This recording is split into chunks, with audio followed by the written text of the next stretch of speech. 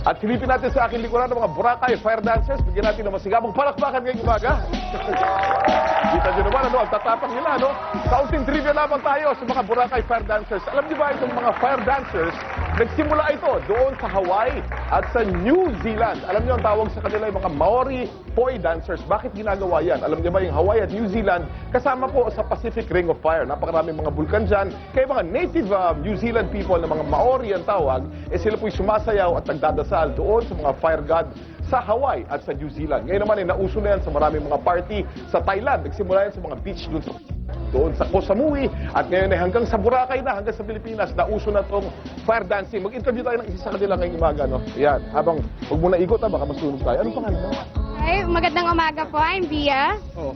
Ba't mo naman naisip sa lahat ng hanap buhay yung mag-fire dancing? Hindi pa delikado yan? Hindi naman po. Lakas lang ng loob at determinasyon. Determinasyon, oo.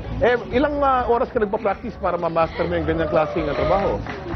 Kailangan siguro ng mahabang oras para talaga. O, huwag mo nang ikot, ha? Napaso ka na ba? Dumikit na yan sa balat mo? Many times na, pero kasama yun talaga. Kasama talaga sa trabaho. Okay, ayan.